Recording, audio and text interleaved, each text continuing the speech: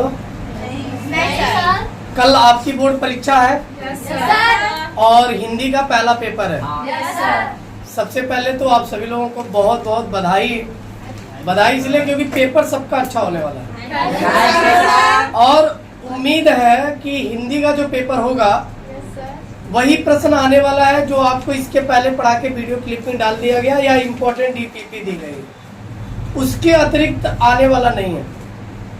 एक बार जो पुराना वीडियो पड़ा है 50 या 53 मिनट का होगा, ये पुराने वाले चैनल पे zero to hero makers academy, उस पे जरूर उस वीडियो को आप पढ़ लेंगे। 100% उस वीडियो में से आपको लगभग 50 प्लस अंक स्कोरिंग है वो। बाकी जो चीजें अभी संभव है, जो इम्पोर्टेंट अभी लग रहा है मैं बता रहा हूँ, उसको भी आप ध्यान से देखेंगे और करते रहेंगे। क्लियर है? ध्यान दो, कुछ प्रमुख रचनाओं और लेखकों का नाम और विधाओं को पूछने लगा है प्रश्न में। 20 ऑब्जेक्टिव प्रश्न है जो बेहद महत्वपूर्ण है, क्योंकि ऑब्जेक्टिव प्रश्न में सही हुआ तो 1 नंबर मिलेगा, गलत हुआ तो 0 सीधे। रिटेन में क्या होता है, आप जब लिखते हो तो कुछ ना कुछ नंबर पा जाते हो। एक बात का विशेष ध्यान दीजिएगा, चाहे कुछ भी हो जाए, जिस प्रश्न का उत्तर आपको लगता है मुझे नहीं पता है, लेकिन फिर भी आप पढ़े हो कुछ उससे रिलेटेड, उस प्रश्न को बनाकर ही लिख के आना, क्योंकि हिंदी सब्जेक्ट ऐसा है जिसमें बना के आप लिख सकते हो, कहानी याद है तो। लेकिन प्रश्न छोड़ के कतई मत आना। प्रश्न यदि करके आओगे तो आपका प्लस पॉइंट होगा, प्रश्न छोड़ के आओगे तो एक भी नंबर नहीं मिलना है, लेकिन किए रहोगे तो जरूर 2-4 नंबर 1 नंबर पा जाओगे। तो प्रश्न कोई भी ना छूटे, ऐसा दिमाग में आपके होना चाहिए। टाइम मैनेजमेंट सही हो, लिखने का तरीका सही हो, पहले और दूसरे पेज का आंसर राइटिंग ऐसा होना चाहिए कि गलती से भी गलती ना हो, क्योंकि फर्स्ट इंप्रेशन इज द पहला इंप्रेशन आपने सही बनाया तो बाकी एग्जामिनर पूरे कॉपी पे अच्छा नंबर देगा। कुछ इंपॉर्टेंट प्रश्न है, पहले मैं उसको देखता हूँ। बात करते हैं मुंशी प्रेमचंद। बोर्ड परीक्षा में मुंशी प्रेमचंद, जयशंकर प्रसाद, आचार्य रामचंद्र शुक्ल, महादेवी वर्मा, ये इनकी जान कहे जाते हैं। इनसे रिलेटेड प्रश्न एग्जाम में आते हैं तो आते ही हैं, उसमें नो डाउट है। प्रेमचंद का जो प्रमुख इस सत्र में आने वाला है वह है सेवा सदन। प्रश्न कैसे बन सकता है, इस पे विचार कीजिए। प्रश्न बन सकता है कि सेवा सदन के रचनाकार कौन है, सेवा सदन कौन सी विधा है, मुंशी प्रेमचंद के एक उपन्यास की रचना है, या निम्न में से कौन सा उपन्यास मुंशी प्रेमचंद द्वारा रचित है। प्रश्न चाहे जैसे भी पूछे, आंसर पढ़ने का तरीका, मुंशी प्रेमचंद की रचना है कौन, सेवा सदन, गोदान, गबन, ये सभी तीनों क्या है, उपन्यास। बातें समझ में आ रही हैं? अगर पूछ लिया सेवा सदन कौन सी विधा है, उपन्यास।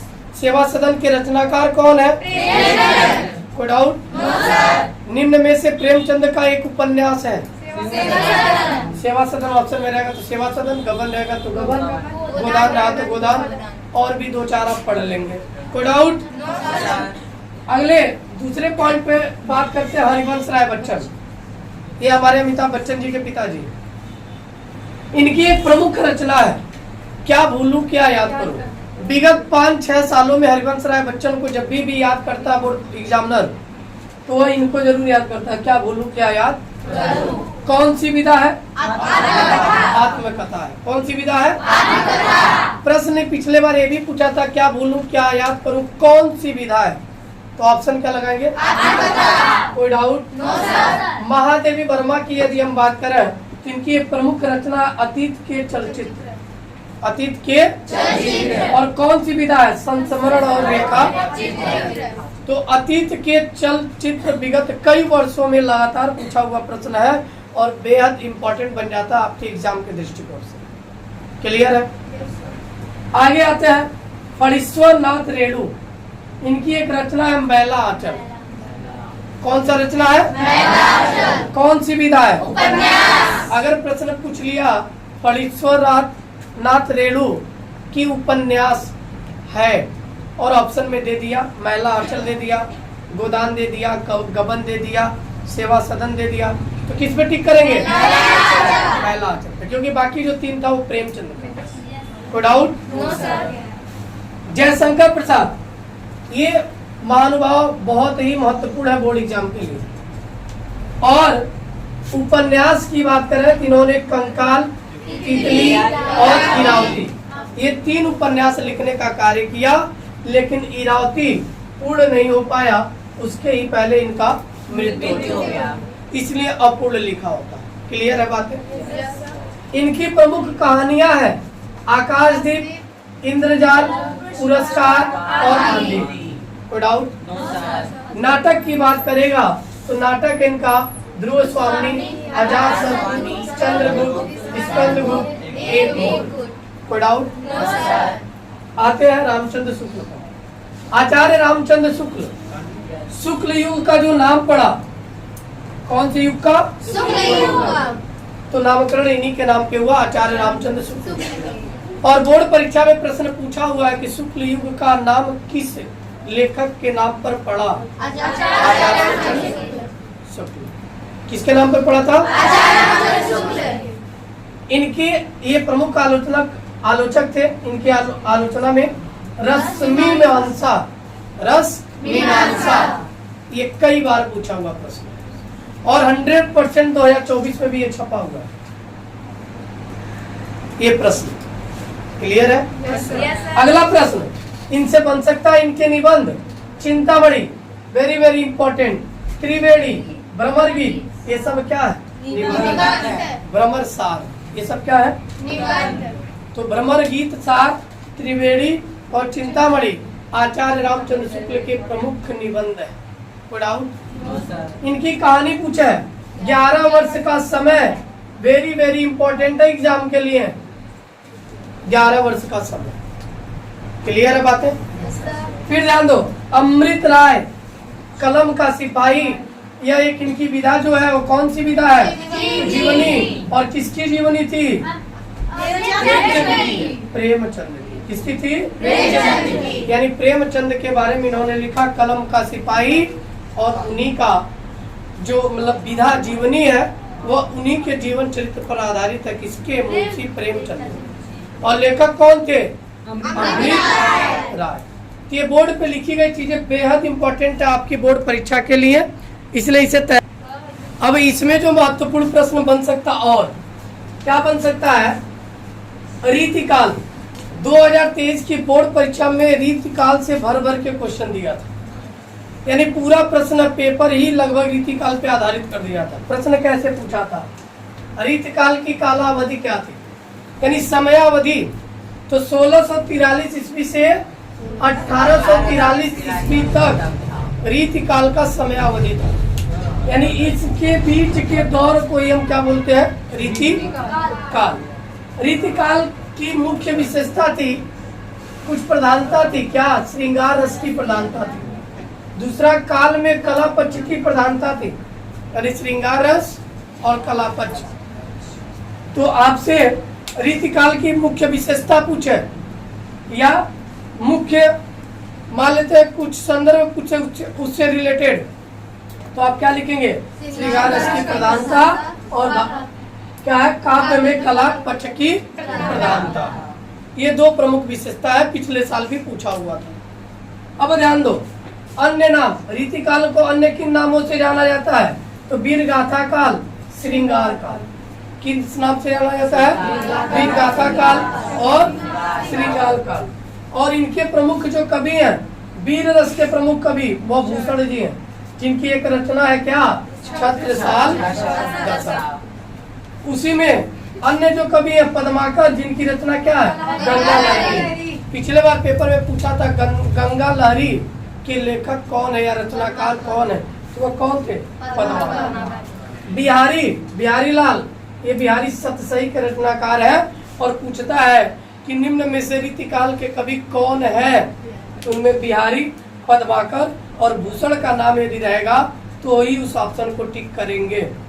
जैसे एक प्रश्न देखिए जो बोर्ड परीक्षा में पिछले बार कई बार रिपीट किया है, ध्यान से देखो, कहा बिहारी किस युग के कवि हैं? पहला प्रश्न। तो बिहारी किस युग के कवि है? रीतिकाल। दूसरा प्रश्न देखो, भूषण किस युग के कवि है? रीतिकाल। करा रीतिकाल के वीर रस के प्रसिद्ध कवि है कौन? भूषण। वीर रस के प्रसिद्ध कवि कौन थे? फिर पूछा गंगा लहरी रचना है किसकी? पद्माकर की। कोई डाउट? छत्रसाल दशक के रचनाकार है? पूछा ना प्रश्न, पूरा हो गया इसी में से। ललित ललाम के रचनाकार है, रचयिता है ये मतीराम। कौन है? मतीराम। कोई डाउट यहाँ तक? फिर पूछा है अगला प्रश्न, रीतिकाल की रचना है, इसमें ऑप्शन है रामचरितमानस, प्रिय प्रवास, प्रेम माधुरी, रामचंद्रिका। तो रीतिकाल की एक प्रमुख रचना और लिख लीजिएगा, रामचंद्रिका। कौन थी? लेखक कौन इसका याद रखो? केशव दास। कौन थे? केशव दास। ये इसके कौन है? लेखक या रचयिता कहेंगे क्योंकि कवि है ये लोग, तो लेखक के जगह बल्कि कवि कर लीजिएगा। क्या कर लीजिएगा? कोई डाउट यहाँ तक? इन प्रश्नों में से बेटा कम से कम 8 से 10 प्रश्न आपके बोर्ड परीक्षा में तो टकरा ही जाएगा, जितना बताया गया अभी। कोई डाउट यहाँ तक? अब आगे देखिए, चलो ध्यान दो बेटा इधर।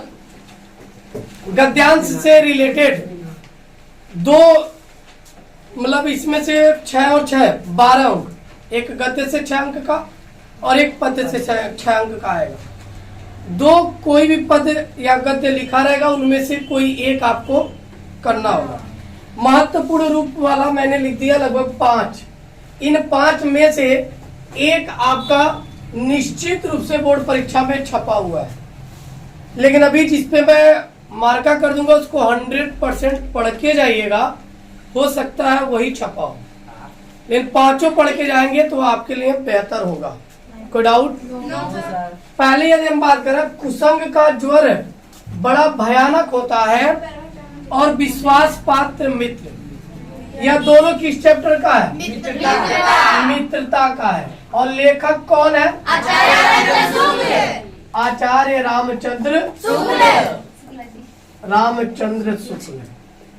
ध्यान दो बेटा, मित्रता पाठ जो है वह आचार्य रामचंद्र शुक्ल द्वारा लिखा गया है। अब इनमें जो पद से यानी गद्य से रिलेटेड प्रश्न बनाएगा, पहला प्रश्न ही यही पूछता है, पाठ का नाम और लेखक का नाम, यानी पाठ और लेखक का नाम पूछेगा। दूसरा क्या पूछता है कि रेखांकित अंश की व्याख्या, यानी उन्हीं में एक गद्य जो दिया है नीचे 2 लाइन 3 लाइन पे अंडरलाइन कर देगा, उसकी व्याख्या पूछेगा। व्याख्या जनरल है, आप भारत के रहने वाले, हिंदी भाषा है और आप उसको अच्छे से जानते हैं, तो पढ़ना है और उसका व्याख्या आपको अपने शब्दों में कर लेना है। तो 1 अंक यानी 2 अंक तो आपको मिल गया पाठ का नाम लिखने पर और लेखक का नाम लिखने। व्याख्या कर लोगे और एक ऐसा प्रश्न पूछेगा जो उसी गद्य में उसका आंसर भी रहेगा, यानी ढूंढ के आपको लिखना है। कोई डाउट यहाँ तक? 3 प्रश्न 6 अंक, 2-2 अंक के एक प्रश्न। कोई डाउट? अब ध्यान दो, मैं ब्राह्मणी हूँ, छल करेगा, ये किस चैप्टर का है? ममता चैप्टर का। लेखक कौन बेटा? जय शंकर प्रसाद। ये भी महत्वपूर्ण है। मैं ब्राह्मणी हूँ, छल करेगा, यानी ये पूरा पैराग्राफ पढ़ेंगे। चैप्टर का नाम पूछेगा ममता, लेखक का नाम जयशंकर। आज विज्ञान मनुष्यों, ये किस चैप्टर का है? आज विज्ञान जो है मनुष्यों के हाथों में है। भारतीय संस्कृति। चैप्टर का नाम क्या है? भारतीय संस्कृति।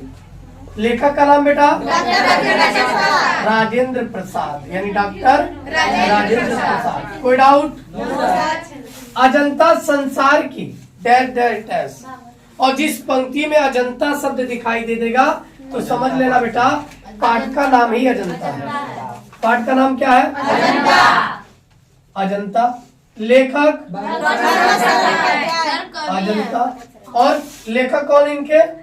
भगवत शरण उपाध्याय।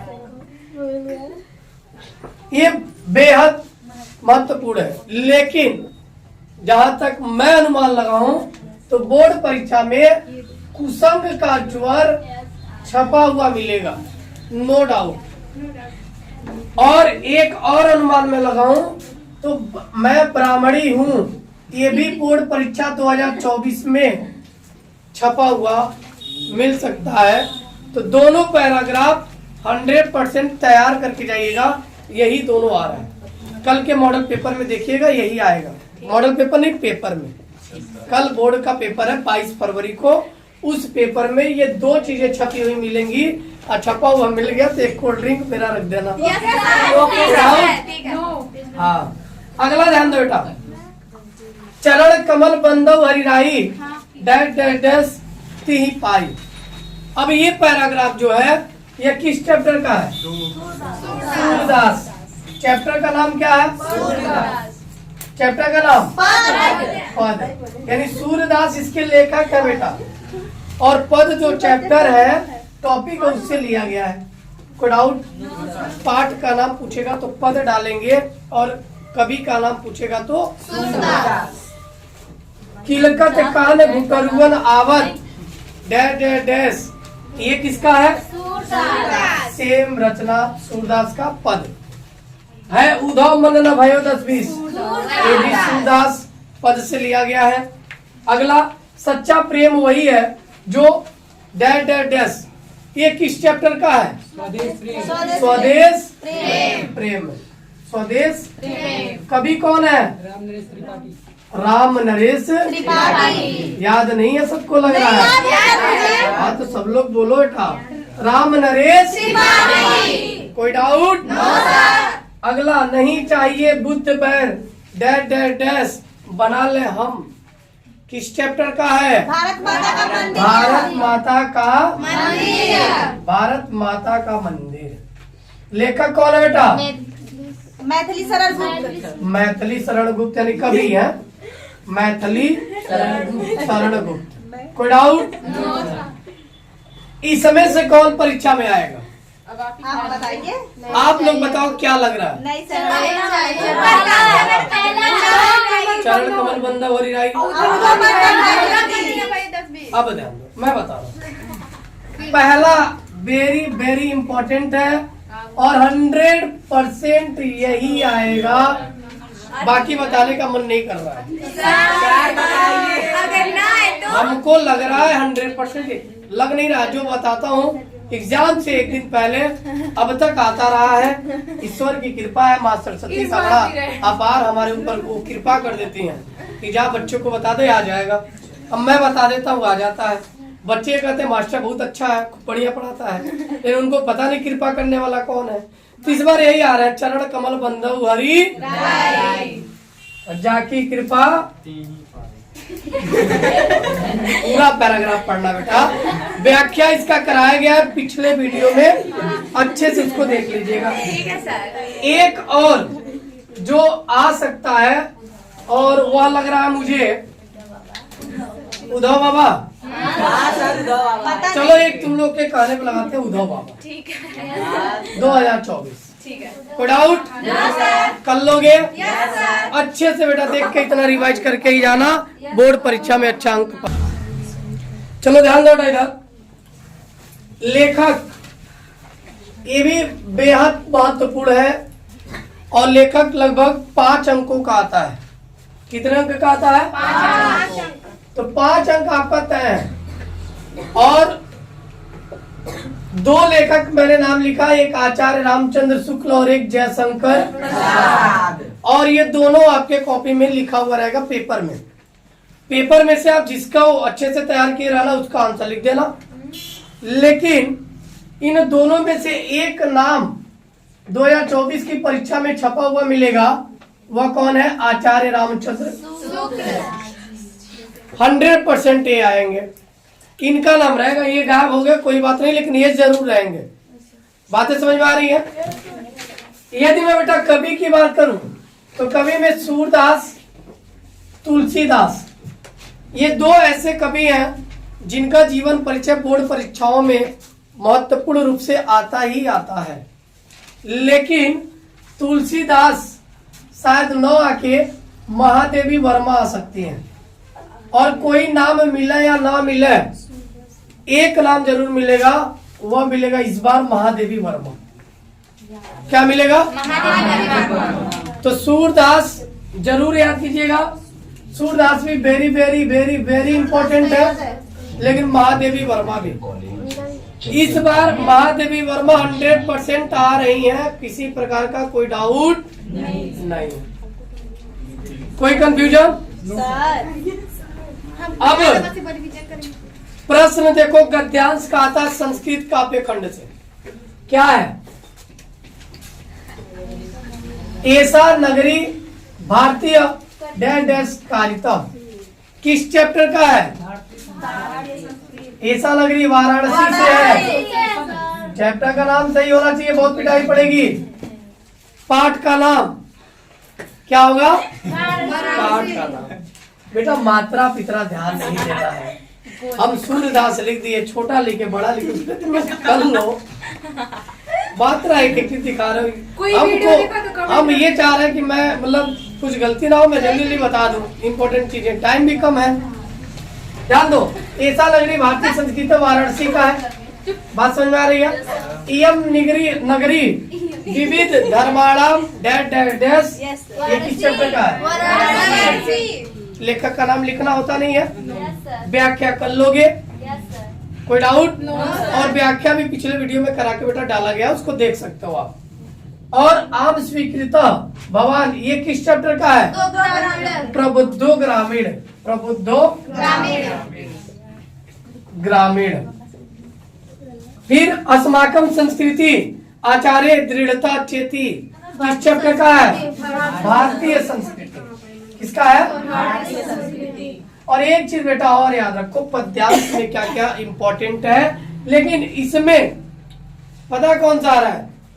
कौन सा?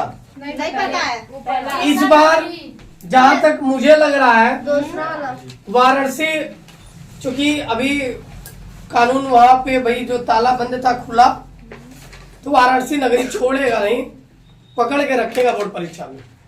और जहां तक मुझे लग रहा है, ऐसा नगरी भारतीय संस्कृत, ये 100% बोर्ड परीक्षा में छपा हुआ है। बाकी दूसरा कुछ नहीं पढ़ना इसमें से, एक बहुत, बाकी पढ़ना है चारों आपको, ये नहीं है मत पढ़ना, मेरे भरोसे बस मत रह जाना। ये महत्वपूर्ण है, लेकिन ये मैं बता रहा हूँ। कोई डाउट? आ जाओ इसमें पद्यांश वाले में। सर्वे भवन्तु सुखिनः, सर्वे सन्तु निरामयाः, सर्वे भद्राणि पश्यन्तु मा कश्चित् दुःख भाग् भवेत्। इसकी व्याख्या बेटा पढ़ लेना। कि नुहित्वा चौ, ये भी व्याख्या बेहद इंपॉर्टेंट है। पहला किस चैप्टर का है? भारतीय संस्कृति। भारतीय संस्कृति। और दूसरा बेटा किनो हित्वा, ये भी उसी का है। जीवन सूत्राणि। नहीं, जीवन सूत्राणि का होगा शायद। हाँ। जीवन सूत्राणि एक बार देख लो आप। हाँ सर। बंधनम मरणम क्यों हित्वा वीरा वीरे पूज्यते, ये उसी चैप्टर का है। कर लोगे आप? इसमें से बोर्ड परीक्षा में जो आ रहा है वह है कीनु हित्वा, ये आ रहा है इस बार। सर्वे भवन्तु भी आ सकता है, उसमें कोई डाउट नहीं है, पिछले बार आया है, रिपीट कर सकता है। बढ़िया क्वेश्चन है। श्लोक ध्यान दो बेटा, कोई भी 2 श्लोक 2 लाइन का याद कर लेना, 2 अंक आपका तय है। 2 श्लोक कोई भी, एक तो सर्वे भवन्तु सुखिनः सबको याद ही है। व्याख्या में आएगा तो श्लोक में मत लिखना, एक बंधनम मरणम, भाई दोनों एक ही साथ तो देगा नहीं, एक देगा तो एक नहीं देगा।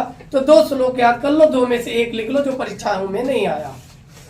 जो प्रश्न पत्र में नहीं लिखा रहेगा श्लोक, वही लिखोगे तो नंबर मिलेगा। अबे नहीं कि याद करके मेहनत से गए सर्वे भवन्तु सुखिनः सर्वे सन्तु निरामयाः, वही आ गया, वही छाप दिए, नंबर नहीं मिलेगा। तो इस बात का विशेष ध्यान रहे। किसी प्रकार का कोई डाउट, कोई कंफ्यूजन?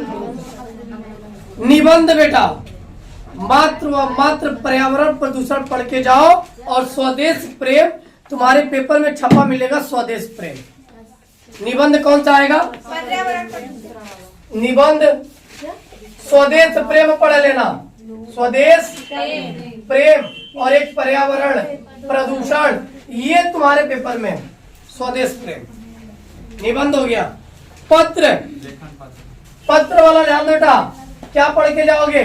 साफ सफाई हेतु, साफ सफाई हेतु, और दूसरा फीस माफी हेतु प्रार्थना पत्र। ये दो पढ़ के जाना अनिवार्य रूप से बेहद महत्वपूर्ण प्रश्न है। कोई डाउट?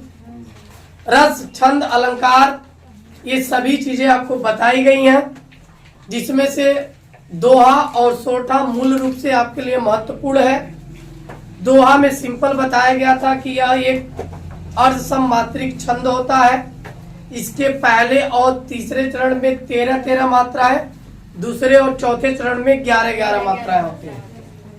मात्रा लगाने का तरीका भी बताया गया था कि जो भी जिस पर दीर्घ क्या हो, दीर्घ मात्रा, तो दीर्घ मात्रा पे बिगड़ा हुआ यस लगाते हैं और लघु मात्रा पे एक लगाते हैं। क्या लगाते हैं? एक। जैसे एक मैं लिख दूं यहाँ एक लाइन, बड़ा हुआ तो क्या हुआ, दोहा है कि नहीं है? है। मात्रा लगाना है बेटा, तो बो पे एक लगेगा, ड़ा बोलते हुए मुंह खोलना पड़ा, समय लगा, बड़ा मात्रा है इसलिए दो, हुआ हुआ मुंह बंद है खुला नहीं, आ पे खुल गया तो दो, ऐसे लगाएंगे। क्लियर? तो जो भी पढ़िएगा मात्रा जरूर लगा के लगाइएगा उस पे। कई बार इस बार परीक्षा में क्या कर रहा है, एग्जाम्पल दे दे रहा है, कह रहे ये दोहा है या सोठा है बताओ, तो कुछ ना करो, पहले चरण की तीसरे चरण की मात्रा गिनो, 13-13 मिल रहा है, आंख बंद कर लो, लगा लो दोहा है। 11-11 मिल रहा है, आंख बंद करो, लगा दो सोठा है। कोई डाउट? चौपाई पूछेगा, चौपाई में 4 चरण होते हैं, प्रत्येक चरण में कितनी कितनी मात्राएं होती हैं? 24-24 मात्राएं होती हैं। कोई डाउट? अलंकार बेटा ध्यान से देखो, अलंकार 2 प्रकार के होते हैं, एक शब्द अलंकार और एक शब्द अलंकार। 3 प्रकार के। कौन कौन? यानी शब्द अलंकार किसे कहते हैं भाई? शब्द के अनुसार किसी वाक्य की शोभा बढ़ जाए, शब्द अलंकार। 3 प्रकार के। कौन कौन? अनुप्रास, यमक, श्लेष। अनुप्रास अलंकार, जहाँ एक वर्ण की आवृत्ति बार बार हो, अनुप्रास अलंकार।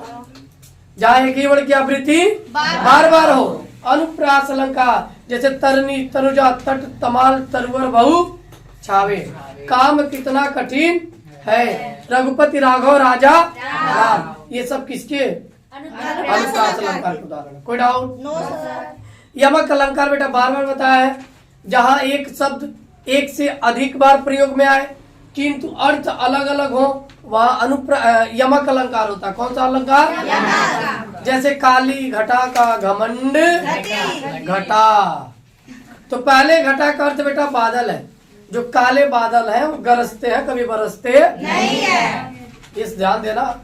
तो काली घटा का घमंड घटा, पहले घटा का अर्थ बादल और दूसरे घटे का अर्थ, घटा का अर्थ कम होना। क्या है?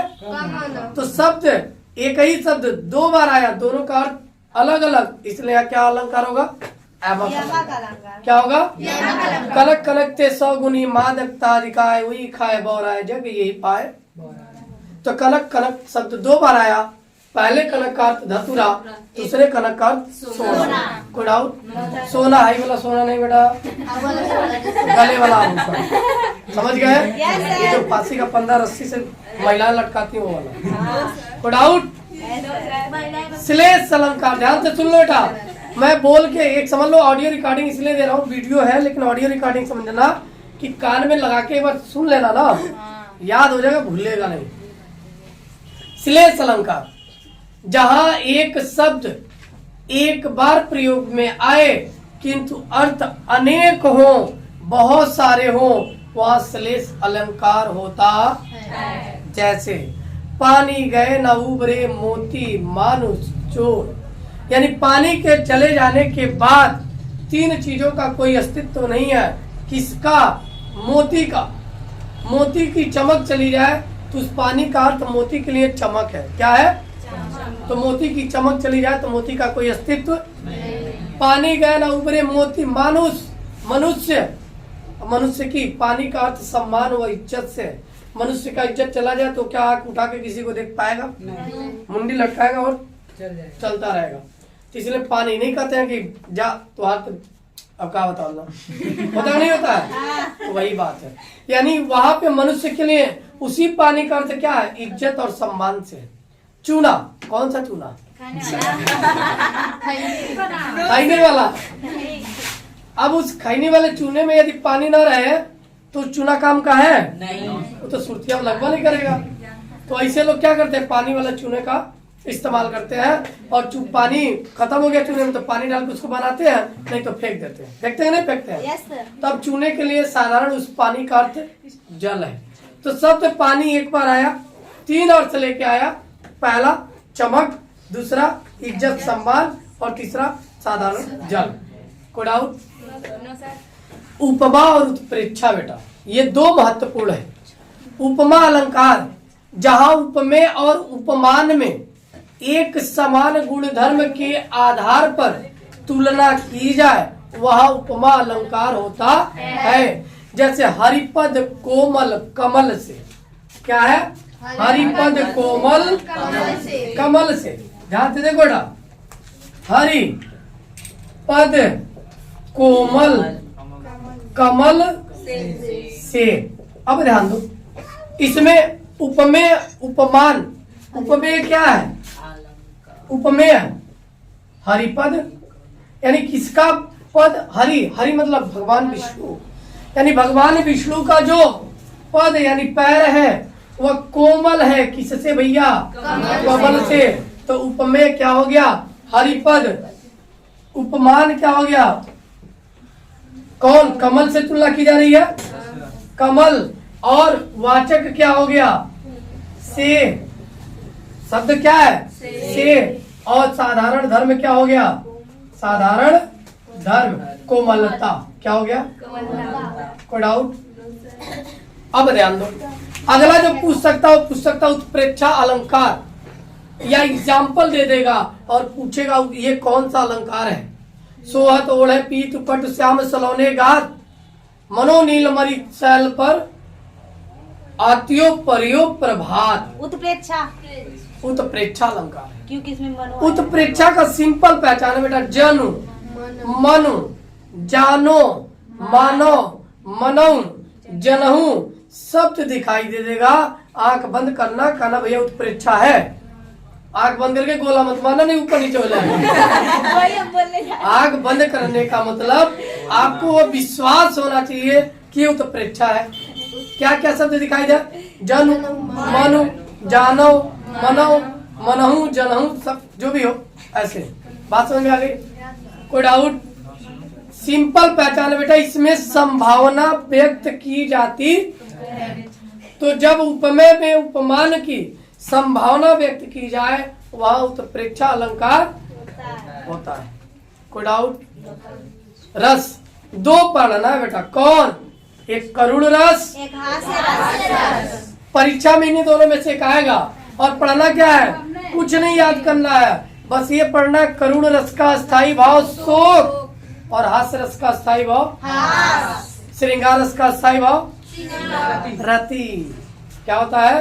रति। वीर रस का स्थायी भाव उत्साह। अरे बकलों लो, याद कर लो। एक चीज को नहीं भूलेगा, श्रृंगार रस का स्थायी भाव। अब ध्यान दो, शोक क्या है? शोक की भावना को मैं व्यक्त करूं। शोक रस क्या है? जब कहीं पर भी किसी वेशभूषा या किसी प्रिय व्यक्ति के अनिष्ट होने का आपको मिला, पता चला, समाचार मिला, ओ फलाने दादाजी गई ना, अब तुम क्या करोगी? बाजा बजाओगी? क्या होगा? हृदय में दुख होगा। अब वही दुख का जो भाव है, यानी शोक का जो भाव है, वही विभाव अनुभाव संचारी भाव व्यभिचारी भाव से संलयित हो जाए, संलयित हो जाए, तो वहाँ पे कौन सा रस होता है? कौन सा रस? अब जैसे सीता जी को रावण हर ले गया, अब राम जी वन वन भटक रहे हैं, तो खुशी से भटक रहा है कि रो रो के भटक रहा है? अब रो रो के कैसे पूछते हैं? हे खगमृग हे मधुकर श्रेणी, तुम देखी सीता मृग नहीं। अब किससे पूछ रहा है? खग से, पक्षी से। मृग नैनी हिरण से पूछ रहे हैं, यानी लोगों से पूछ रहे हैं। हे खगमृग हे मधुकर श्रेणी, तुम देखी सीता मृग नहीं।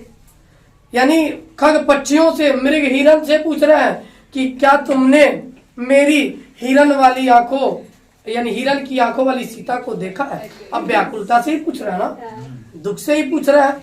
तलाक हो गया समझ लो तो दुख है, समझ गए भावना। लेकिन अब वही फिर फोन आया, हेलो हाँ, अरे हम कहा बताएं, जोकर बनल लाला ऐसा लगत रहा। तू भाव कैसा होगा? हंसी का भाव। तो जब किसी विकृत वेशभूषा, आकार, आकृति को देखकर हृदय में हंसी का भाव उत्पन्न हो, हास्य का भाव उत्पन्न हो, और यही हास्य का भाव विभाव, अनुभाव, संचारी भाव और व्यभिचारी भाव से संलयित हो जाए तो वहां पर हास्य रस होता है। जैसे पुनि पुनि मुनि उकशय कुलाई, देख दरुत हरगन मुस्काई। अब देखो सिया स्वयंवर लगा हुआ है, धनुष भंग हो चुका है, परशुराम आ चुके, लक्ष्मण जी सामने, परशुराम सामने। अब परशुराम जी राम को संकेत दे रहे हैं, तुम अपने भाई को नहीं देख रहे हो। पुनि पुनि मुनि उकशय कुलाई, ये बार बार मुझे उकसा रहा है, और जब जब मेरी नजर इसके तरफ पड़ रही है तो मंद मंद मुस्का भी रहा है, जैसे कोई चिढ़ा हुआ हो और देख के थोड़ा सा हंस दो, मजा आ जाएगा। तो वही लक्ष्मण काम कर रहे थे। तो भाव क्या था? हास्य, हास्य का भाव था। कौन सा रस से होगा? हास्य। तो बेटा यही पूछेगा, उदाहरण दे देगा, पूछेगा निम्न में अस्थाई भाव है, निम्न में अस्थाई भाव है, तो अस्थाई भाव याद कर लेना। आप सभी की परीक्षाएं इतना अच्छा हो, इतना अच्छा हो कि एग्जामिनर नंबर प्रत्येक प्रश्न पर दे और 70 आउट ऑफ 70 को, 70 में 70। धन्यवाद सर।